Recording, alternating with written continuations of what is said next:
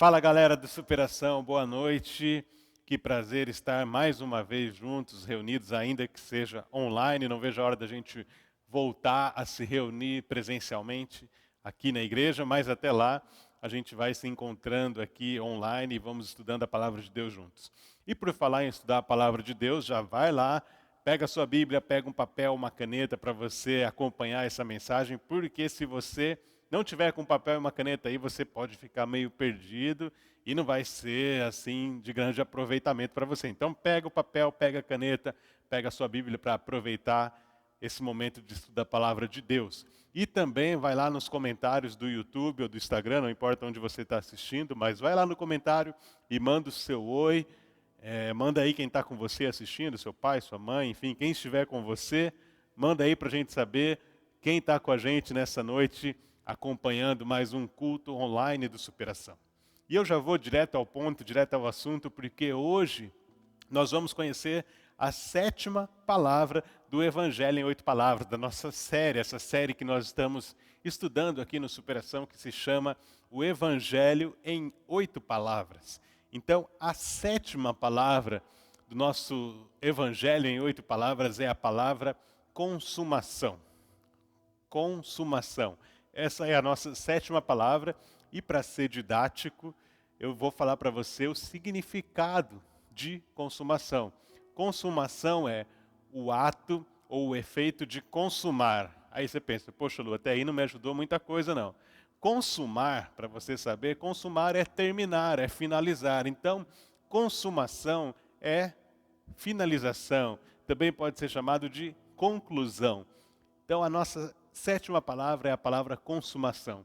E eu uso consumação porque é uma palavra que já tem sido usada aí ao longo dos anos na história da igreja, na teologia, enfim. Mesmo na Bíblia aparece essa palavra, lembra aí em Mateus 28, 20, quando Jesus fala para os discípulos: eis que estou convosco todos os dias até a consumação dos séculos. Então, consumação para a gente aqui é isso, é finalização. Consumação é conclusão. E no contexto do Evangelho, é preciso que a gente saiba que o Evangelho tem a sua consumação. O Evangelho tem a sua finalização. E quando a gente pensa no Evangelho que ele tem a sua finalização, é óbvio que a gente vai falar do fim dos tempos, a gente vai falar do fim de todas as coisas, a gente vai falar de Apocalipse, a gente vai falar de uma outra palavra que talvez você não conheça, além de consumação, que é a palavra escatologia. Escatologia é a doutrina das últimas coisas, a doutrina que ensina sobre o fim dos tempos, sobre o final das coisas. Então, escatologia no contexto da teologia é isso, a doutrina relativo ao fim das coisas. Da biologia, escatologia é outra coisa. Se você não sabe o que é escatologia na biologia, é bom que você não deve estar perdendo nada. Mas para a gente o que é importante é que escatologia é a doutrina, é o ensino referente ao fim, ao final das coisas. E, bem, eu não vou pregar em um texto só nessa noite, não vou expor um texto, mas eu quero que a gente dê uma passeada rápida pela Bíblia, lendo alguns textos da palavra de Deus. Então, por isso que eu não vou começar abrindo num texto bíblico. Mas quando a gente fala de final dos tempos, quando a gente fala de Apocalipse, quando a gente fala de escatologia, quando a gente fala de consumação, a primeira coisa que vem na minha mente é uma lembrança de um exemplo pessoal. Vocês conhecem a Bruna, minha esposa. Quando logo que eu comecei a namorar com a Bruna, a família dela me contava muitas histórias sobre ela. Aquela coisa de mãe, né? Mãe ficar queimando a namorada pro namorado. E eu lembro que uma das histórias, das principais histórias que eu ouvi no começo, é que a Bruna foi para a igreja, levada por uma tia, né? Ela começou a ir para a igreja com aproximadamente 6 anos de idade. Seus pais não eram convertidos e essa tia levava a Bruna para a igreja. E com essa idade, logo no início, ali quando ela começou a frequentar a igreja, ela teve uma experiência com Jesus e ali ela se converteu. E o fato é que quando ela saía da igreja com essa tia e ela chegava em casa, ela olhava para os pais e falava: papai, mamãe, eu quero morrer. Era isso que ela falava quando chegava em casa, e os pais ficavam meio assustados, porque que história é essa? A minha filha vai para a igreja e chega em casa uma criança de 6, 7 anos falando que quer morrer. É porque ela foi ensinada lá na igreja sobre o fim das coisas, o fim dos tempos, mas também foi ensinada que ao morrer nós vamos para o céu, onde vamos nos encontrar com Deus, nos encontrar com Jesus. Então, quando ela ouviu essa história, essa realidade, ela falou: poxa, eu quero muito me encontrar com Deus, eu quero muito me encontrar com Jesus. E a conclusão que ela chegou é que ela tinha que morrer para isso acontecer. Então, a partir disso, eu quero morrer. É engraçado, é fofo, é uma criança falando, mas é interessante a gente pensar que para encontrar com Jesus a gente tem que morrer. Mas passando da história da infância da Bruna para minha infância, eu quero te dizer que quando eu era criança eu já não pensava tanto no céu assim. Eu achava que a programação do céu não me parecia muito interessante. Porque a ideia que eu tinha, o que eu fui ensinado sobre a programação do céu, como seria o céu, como seria após a nossa morte, como seria o nosso conviver no céu, era uma coisa meio Tom e Jerry. Eu me lembro que quando eu era criança, tinha o desenho do Tom e Jerry. Os mais novos talvez não se lembram. Se você se lembra, provavelmente você já está entrando aí no grupo de risco. Mas o fato é que eu lembro de um episódio do Tom e Jerry que o Tom morria. E logo que o Tom morria, ele vaporizava, subia e ia parar numa nuvem.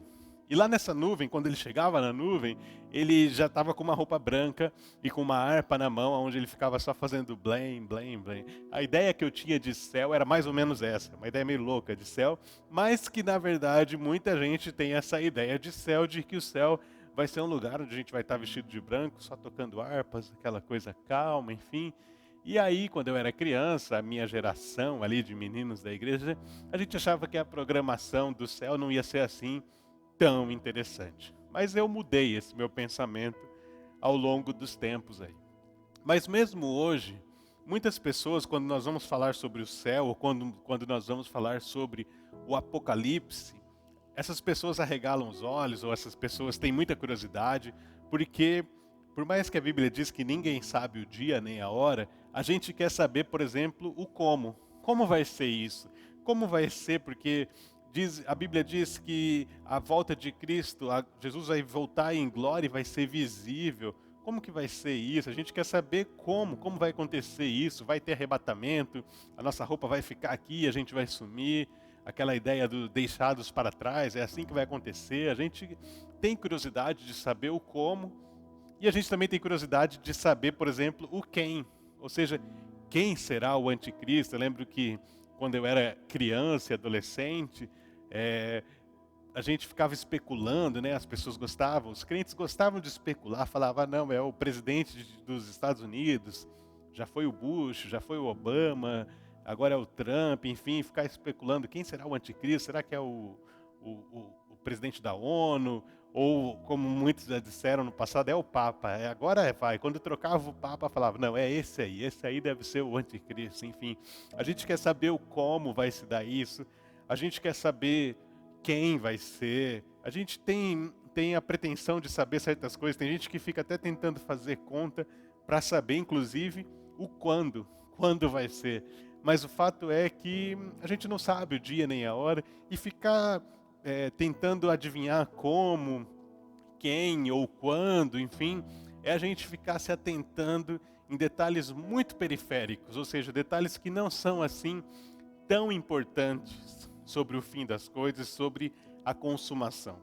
E o que eu quero te falar nessa noite aqui sobre consumação é que a consumação envolve algumas coisas. A consumação é importantíssima no plano do Evangelho, porque a consumação significa que o que Deus começou, Ele vai terminar. O Evangelho não é o plano B de Deus, o Evangelho é o plano A de Deus. Deus cria o homem, Deus cria a natureza, e no pecado do homem, o homem cai, a natureza cai, mas o fato é que em Jesus, Deus está reconciliando com Ele todas as coisas. E a consumação é a redenção plena, é a reconciliação atingindo o seu ápice e o seu fim, a sua finalidade. A consumação é isso. Então, o primeiro texto que eu vou ler para a gente falar sobre isso está na carta de Paulo aos Romanos, no capítulo 8. Então, abra comigo a sua Bíblia na carta de Paulo aos Romanos, no capítulo 8. Eu vou ler a partir do versículo 18. E eu convido você a me acompanhar nessa leitura, que eu gosto muito desse texto, por isso que eu comecei no 18, porque ele já começa com uma palavra de encorajamento para nós. Diz assim: considero que os nossos sofrimentos atuais não podem ser comparados com a glória que em nós será revelada. A natureza criada aguarda com grande expectativa que os filhos de Deus sejam revelados, pois ela foi submetida à futilidade, não pela sua própria escolha, mas por causa da vontade daquele que a sujeitou, na esperança de que a própria natureza criada será libertada da escravidão da decadência em que se encontra para a gloriosa liberdade dos filhos de Deus. Sabemos que toda a natureza criada geme até agora, como em dores de parto. Quando Deus cria o homem, quando Deus cria o universo, a natureza, Deus estabelece uma ordem na natureza. É uma ordem que é Deus, homem, a natureza criada, enfim, uma harmonia entre tudo que Deus criou. Essa harmonia que os profetas chamavam de Shalom. Era uma harmonia perfeita entre Deus e o homem e a natureza, a justiça, a realização, enfim. Deus criou o mundo e instaurou uma ordem no mundo, uma harmonia, o Shalom de Deus sobre a natureza criada e sobre o ser humano. Mas o fato é que na queda, quando o ser humano peca, é como se o homem jogasse uma chave, uma pedra nessa engrenagem que funcionava tão perfeitamente, essa engrenagem do Shalom. E quando o homem peca, as implicações não são só para todo ser humano, para a humanidade toda. As implicações também são sobre a natureza. Lá em Gênesis capítulo 3, versículo 17, quando Deus vai dar a Adão a punição pelo seu pecado, você deve lembrar-se que Deus fala assim para Adão: maldita é a terra por sua causa. Ou seja, por conta do pecado do homem, toda a natureza criada cai também. Porque perde-se essa harmonia, esse shalom de Deus, da ordem que Deus criou quando criou o mundo. E sem esse shalom, sem essa harmonia, nós sofremos. Nós sofremos no nosso contato com a natureza. Basta você se lembrar de muitas coisas que já aconteceram no mundo, como tsunamis, como o aquecimento da terra, como catástrofes naturais, quando chove muito, alaga, enfim, quando chove mais do que esperado. São catástrofes naturais, como por exemplo, agora nós estamos vivendo uma pandemia de um vírus, porque não há uma harmonia entre o homem e o vírus, não há uma harmonia entre o homem e a natureza, e tudo isso é efeito da queda, porque quando o homem peca, maldita é também a natureza por causa do homem. É isso que o texto de Romanos fala, esse texto que nós lemos aqui, que a natureza foi entregue à futilidade, à inutilidade por conta do pecado do homem. Mas o fato é que a natureza aguarda, como nós lemos aqui, a natureza aguarda com expectativa a consumação.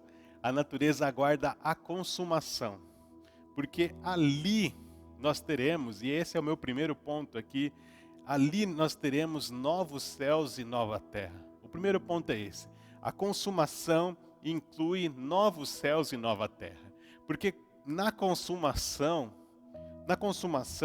a terra é redimida, a terra é redimida e reconciliada com Deus. A terra que cai, a natureza que cai por conta do pecado humano, é por isso que ela aguarda a consumação.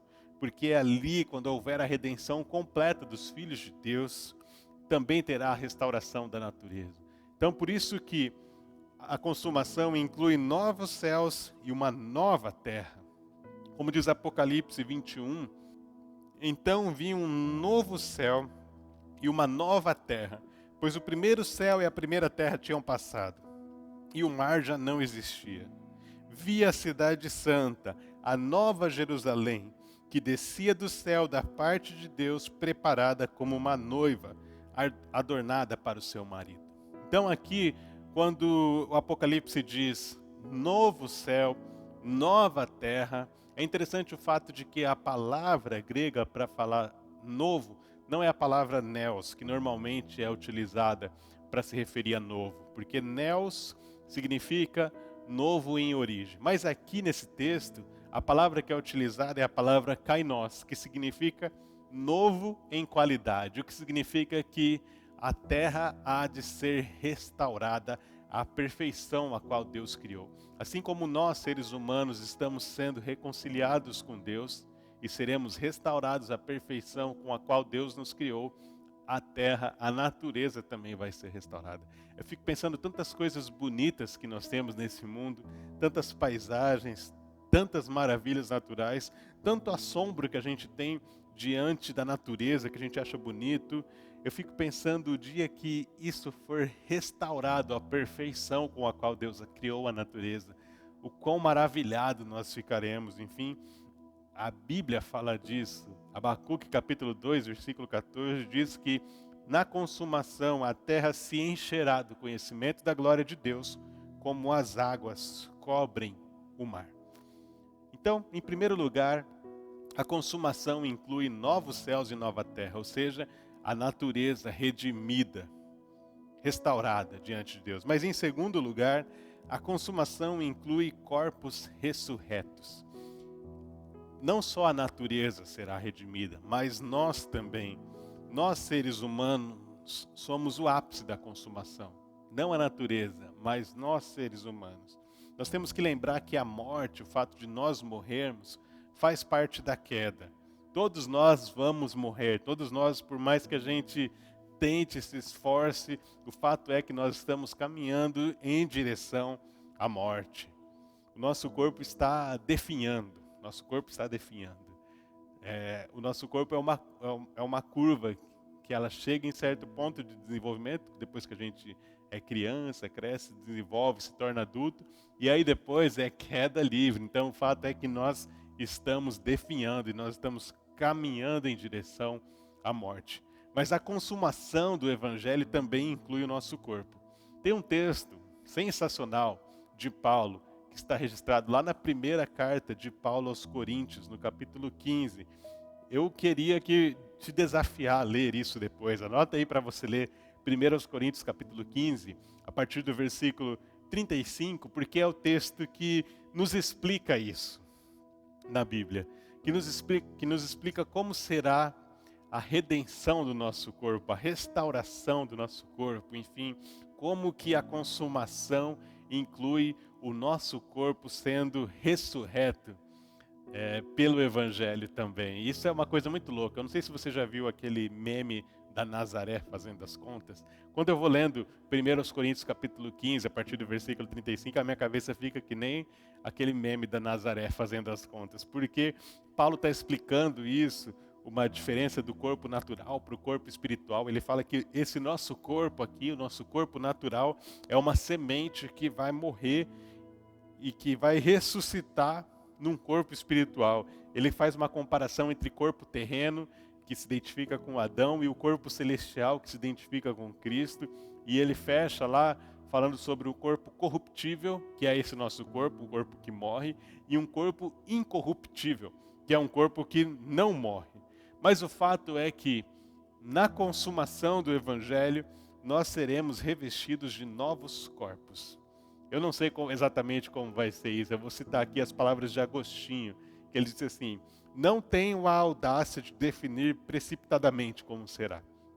Contudo, tanto em movimento quanto no descanso, esses corpos serão belos, pois naquele estado nada será desagradável.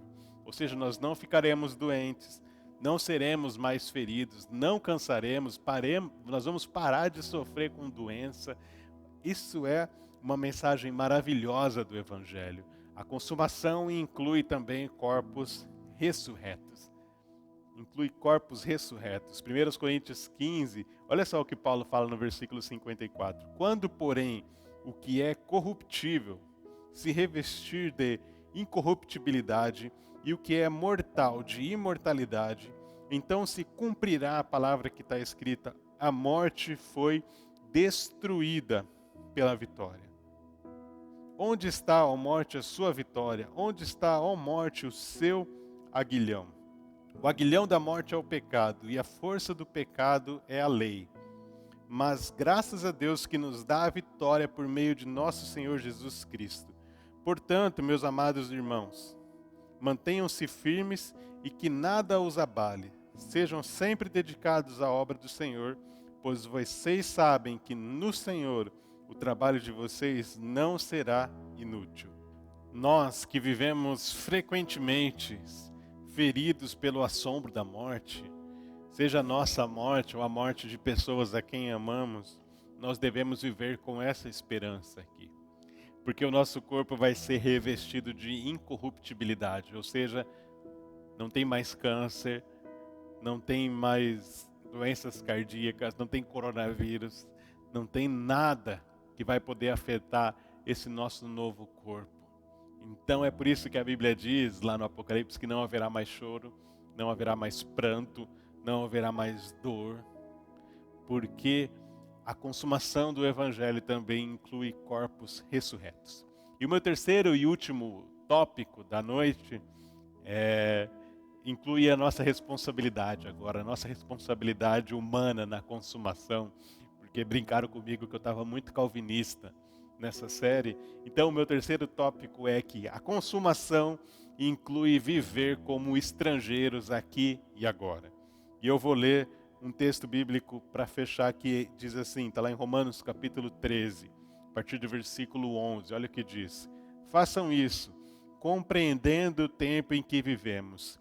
Chegou a hora de vocês despertarem do sono, porque agora a nossa salvação está mais próxima do que quando cremos. A noite está quase acabando, o dia logo vem, portanto, deixemos de lado as obras das trevas e vistamo-nos a armadura da luz. Comportemo-nos com decência, como quem age à luz do dia, não em orgias e bebedeiras, não em imoralidade sexual e depravação, não em desavença e inveja. Pelo contrário, revistam-se do Senhor Jesus Cristo e não fiquem premeditando como satisfazer os desejos da carne. Eu queria que você fizesse um exercício comigo. Imagine que você fosse convidado a morar em Nova York. Tá certo que nesse momento não está muito bom em morar em Nova York, mas numa situação normal, numa situação normal da vida, assim, que você é convidado para morar em Nova York, a cidade mais importante do mundo, mais visitada do mundo, enfim. E você é convidado para morar lá, você vai morar lá em Nova York com tudo pago, um bairro maravilhoso, com pessoas legais, enfim. E aí você aceita esse convite. O fato é que a partir do momento que você aceitar esse convite, toda a sua vida, antes de você se mudar para lá, vai girar em torno disso. Toda a sua vida vai girar em torno dessa mudança. Você vai ficar pensando como será. Você vai ficar pensando, nem preciso comprar isso porque logo eu vou me mudar, então eu não preciso me preocupar com isso, não preciso me preocupar com isso outro aqui. Porque quando você está prestes a experimentar uma mudança grande na sua vida, tudo na sua vida gira em torno dessa mudança. A expectativa das coisas que vão acontecer no futuro muda ao presente.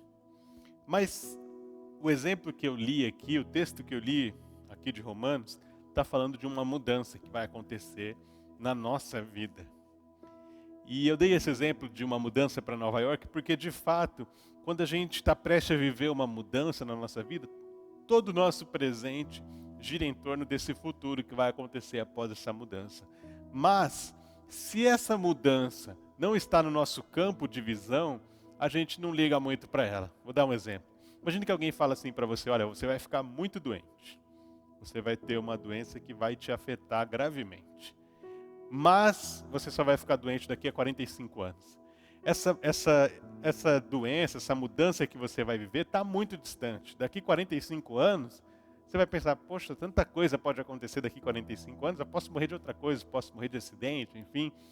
Se a mudança não está no campo de vista, se não está próximo, a gente não liga muito para ela. Mas o texto que nós lemos aqui está falando que a consumação, ela está no nosso campo de vista. Porque ela fala assim, a nossa salvação está mais próxima agora do que quando cremos. E já é hora de vocês despertarem do sono. O que eu quero te dizer é que nós precisamos manter a consumação no nosso campo de vista. Não que ela não esteja, ela está próxima. mas nós temos que ter esse senso de urgência internamente. Se você reparou no texto que eu li de Romanos, tem vários imperativos aqui. Ele fala assim, olha, deixemos de lado as obras das trevas, vistamos as armaduras da luz, comportemo-nos com decência, revestir de Jesus Cristo, ou seja, imperativos de como nós devemos agir para nos prepararmos para a consumação. Olha só, e é o último texto que eu vou ler. 2 Timóteo capítulo 2, versos 2 e 3. Olha o que Paulo está falando, vê se isso não tem a ver com a gente. Nenhum soldado em serviço se envolve em negócios desta vida, porque o seu objetivo é satisfazer aquele que o arregimentou. Igualmente, o atleta não é coroado se não lutar segundo as normas. Ou seja, nós devemos nos preocupar menos com essa vida. Essa é a forma de nós nos prepararmos para a consumação. É viver como estrangeiro aqui agora. É pensar, uma mudança vai me acontecer em breve. Então toda a minha vida tem que girar em torno dessa mudança. E essa mudança é a consumação. Essa mudança é a volta de Cristo. Falar sobre consumação inclui a glorificação eterna de Deus. É isso que significa a consumação. É a glorificação eterna de Deus. E falar sobre consumação nesse período de pandemia tem que nos encher de esperança. Porque a nossa vida não é essa daqui. Nós não precisamos temer. Porque o que nós estamos esperando é a consumação. É a consumação do Evangelho. É a redenção completa dos filhos de Deus. É o dia em que essa terra será redimida. É o dia que os nossos corpos serão revestidos de incorruptibilidade. Enfim, nós vivemos aqui, agora, mas pensando no que ainda não aconteceu. É a tensão entre o já e o ainda não. Nós vivemos o já, mas com vistas naquilo que ainda não aconteceu. Nenhum soldado em serviço se envolve com os negócios desta vida, porque o seu objetivo é satisfazer aquele que o chamou, aquele que o alistou. Nós devemos viver em vigilância e segurança. Lembrando disso, que nós não devemos desanimar de confiar em Jesus, porque Deus não tem plano B. A redenção é o plano A de Deus. E a redenção será consumada com a volta de Jesus Cristo, e é isso que nós esperamos, essa deve ser a nossa esperança. Vamos orar? Deus, nosso Pai, obrigado pelo Evangelho, e obrigado porque o Evangelho nos dá a realidade de que devemos e temos o que aguardar. Não somos dessa terra, não somos daqui, somos estrangeiros. Somos peregrinos em terras estrangeiras, ó Pai. Coloca, Deus, a consumação, a mudança que nós tanto aguardamos no nosso campo de visão.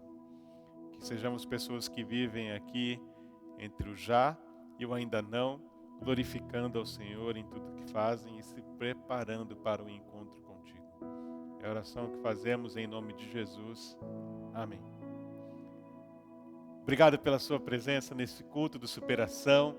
Em breve, muito em breve, nós vamos voltar a nos reunirmos aqui presencialmente, mas até lá nós seguimos juntos aqui online. Que Deus te abençoe. Tchau.